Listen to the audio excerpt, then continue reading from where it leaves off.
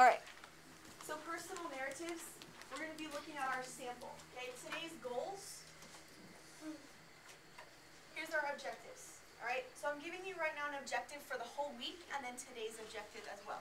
So during this writing unit, what we're going to be doing is working on a personal narrative, which as we just talked about, personal means it's about us, narrative means we tell a story, okay? And we're going to use the steps in the writing process like I just went over with you. Pre-writing, okay, we're going to be doing an outline, writing our draft. Sometimes we might have to write more than one draft, it just depends. If we write one draft and we're like, wow, this was terrible, I need to fix it so that somebody else can go over it with me, then we're going to rewrite it again. Editing and revising will be done with partners and will be done in class with some advice from me if needed. And then publishing. Publishing means that we write a final draft of our paper. Okay? It means that it's something where if you were to send it into a magazine, they would be willing to publish it because it's that perfect. Okay?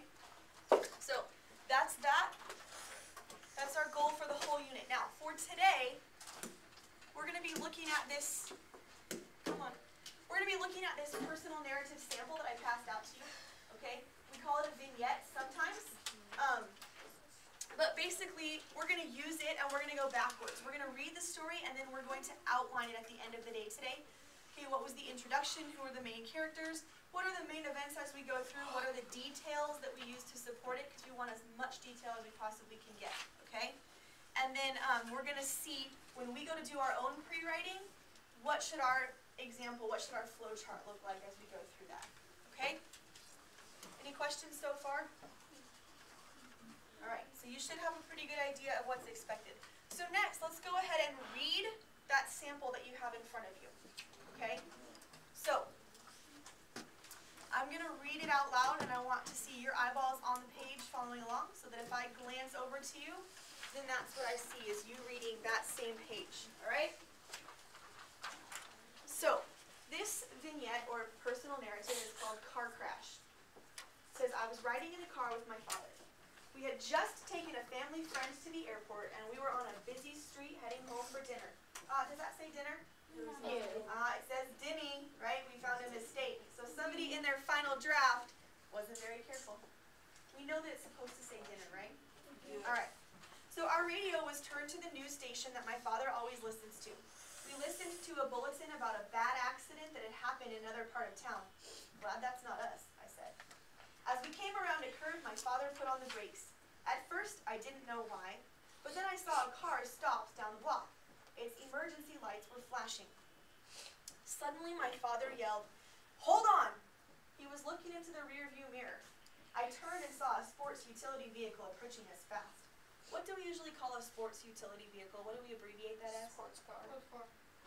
Sports utility vehicle. S-U-V. You've heard SUV before, right? Yeah. Okay. So what kind of a car is this? Is this a big car or a small car? Big car. A big car. Okay, so there's a big car coming up behind him. All right, here we go. Keep reading. I knew immediately that it was going to hit us. I braced myself against the crash. Bam! It hit. Then came a second crash as we slammed into the stalled car. I felt a sharp pain in my leg and I heard glass shattering. When our car stopped, I smelled gasoline. My father shouted, "Get out, it might catch on fire!" I undid my seatbelt, but the door on my side was bent so badly it wouldn't open. My father kicked his door open and pulled me out that way. The big car that hit us was on the sidewalk. Ours was in the middle of the street. The stalled car that we hit was pushed far down the street by the impact. I saw a man walking toward it carrying a gasoline can. I later learned that he owned the car and had run out of gas. While we waited for an ambulance, I heard people saying to my father, "Gosh, you two are lucky." My father's head was cut and my leg was bleeding. I didn't exactly feel lucky, but when I saw how smashed up our car was, I understood what the bystanders meant. I was dazed, but I remember hearing a traffic report on the radio of a car that passed by. I wondered if the news was about us. I'm sure that people going by were thinking, glad that's not us. So that was a pretty engaging little personal narrative, right? Thank you. Andrew? You missed a mistake. I know, I read Dash. something wrong. Miranda, question? Oh, Okay. no, I forgot. Okay. Well, let's keep moving. If it comes back back to you, go ahead and ask it. So what we're going to do now is we're going to take this little narrative, okay, and we're going to kind of break it down. See what's in it, what kind of things we might be looking for in our own narrative. So, every story has a little introduction, right?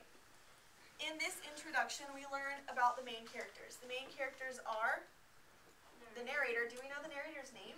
No. No. We don't know anything. We don't even know if it's a boy or a girl, right? But we know that it's the person telling the story. So is it important for us to know if it's a boy or a girl? No. Not really. It doesn't affect the story. Okay? And the other main character is this narrator's dad. Okay? Now, the scene, the setting, okay, the scene is that we're listening to a report about a car accident. It's a preview of what is to come, okay? Listening to a report of a car accident, and then what happens to them later? They get in their own car accident, right? So, that's kind of just a little bit of information that tells us what's going to come. And then we have the setting. The setting is in a car and it's on the road. We don't know exactly when this takes place. We know that it's, maybe towards the evening, they're heading home for dinner.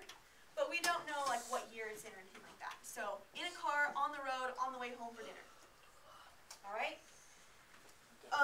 So that being said, I'd like you to turn to your partner.